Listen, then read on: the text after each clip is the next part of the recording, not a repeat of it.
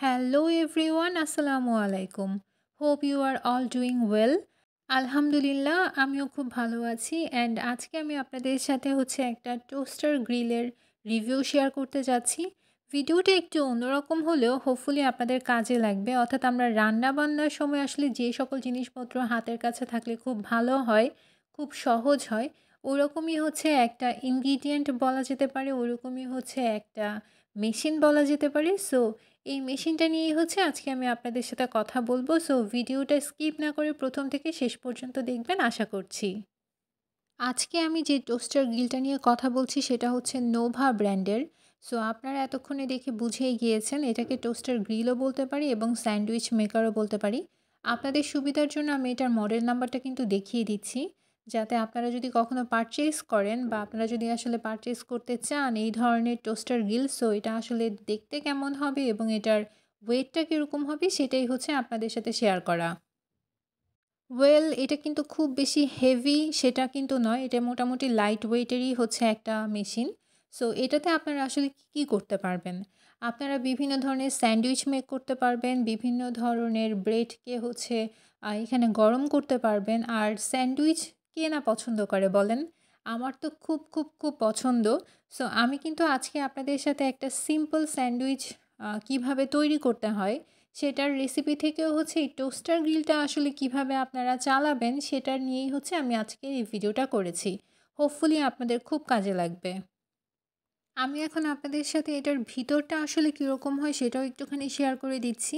এখানে আপনারা যেরকম কালো পার্টের দেখছেন, এটা আসলে বেসিক্যালি সব রকমের যে মেশিনগুলো আছে, অর্থাৎ আপনারা যদি ওয়াফেলের মেশিনও দেখেন সেক্ষেত্রেও দেখবেন যে এরকম থাকে। এটা আসলে বেসিক্যালি ননস্টিকের যে ব্যাপারটা, এটা ওই জিনিসটাই আসলে ওইটার কাজে করে। সো এটা খুব বেশি লেগে যাবে না।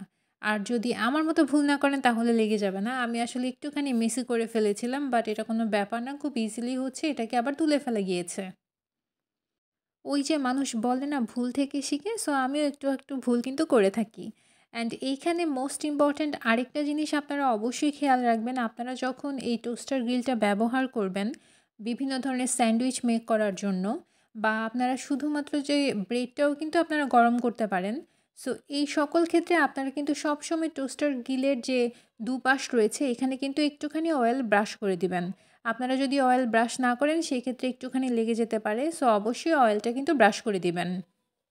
আমি কিন্তু আজকে খুব সহজ একটা রেসিপি আপনাদের সাথে শেয়ার করছি। বেসিক্যালি আসলে স্যান্ডউইচের রেসিপি এটা আমার বানানো, অ্যান্ড এটা খুব সিম্পল একটা রেসিপি। ঘরে থাকা নুডলস দিয়েই আজকে আমি আপনাদেরকে স্যান্ডউইচটা বানিয়ে দেখাচ্ছি।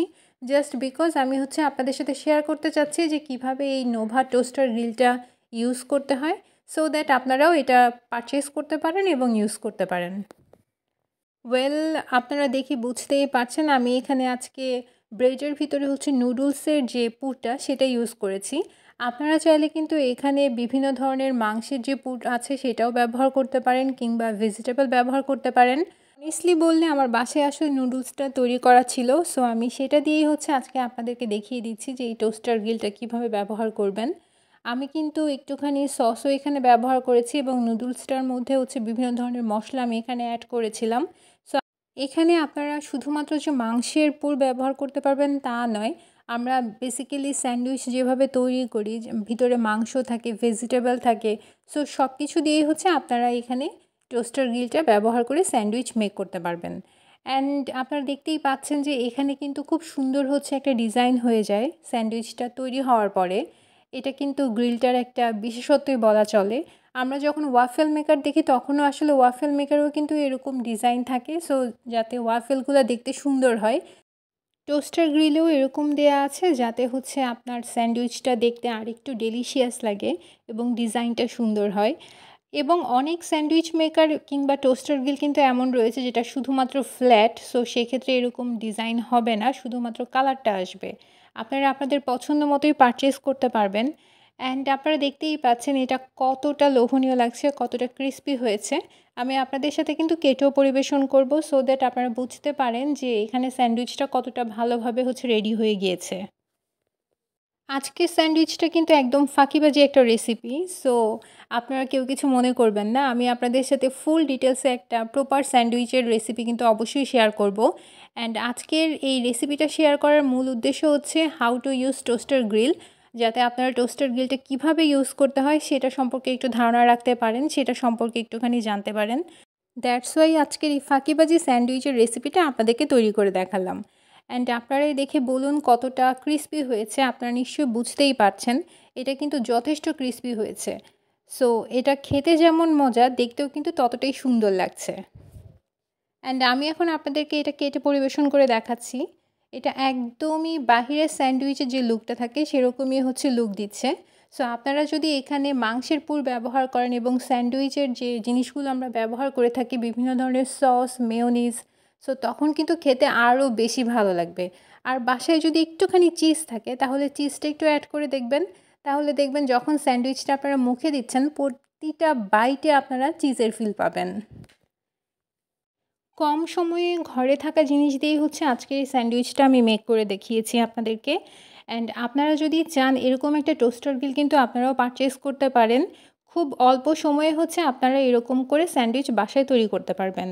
তো এরকম একটা যন্ত্র বা এরকম একটা মেশিন যদি আপনাদের বাসায় থাকে তাহলে স্যান্ডউইচ বানানো কি খুব বেশি কঠিন হয়ে যাবে? আমি তো গরম, গরম আমার স্যান্ডউইচগুলো খেতে চলে যাচ্ছি। আর আপনাদের যদি এই ভিডিওটা একটুখানি হলেও ভালো লাগে, একটুখানিও আপনাদের যদি ইনফরমেশনটা কাজে লাগে তাহলে অবশ্যই আমার চ্যানেলটা সাবস্ক্রাইব করবেন। আমার ভিডিওতে অবশ্যই লাইক, কমেন্ট করবেন। আর টোস্টার গ্রিল নিয়ে যদি কোনো কোয়েশ্চেন আপনাদের থাকে আর আপনারা যদি এই ধরনের আরও ভিডিও আমার থেকে দেখতে চান তাহলে অবশ্যই সেটা আমাকে কমেন্ট সেকশনে জানাতে পারেন। আমি আপনাদেরকে একটুখানি বলে রাখি, আজকের যে ভিডিওটা আমি করেছি এটা কিন্তু কোনো স্পন্সর ভিডিও না। আপনারা হয়তো ভাবতে পারেন যে আমি আসলে কোনো স্পেসিফিক ব্র্যান্ড নিয়ে কথা বলছি কিনা। এমনটা আসলে কোনো কিছুই না। আমার বাসায় যেটা আছে সেটাই হচ্ছে আমি আপনাদেরকে একটুখানি দেখিয়েছি। আপনারা আপনাদের পছন্দ মতো ব্র্যান্ড চুজ করে আপনারা টোস্টার কিনতে পারবেন। সো ভালো থাকবেন। আল্লাহ হাফেজ।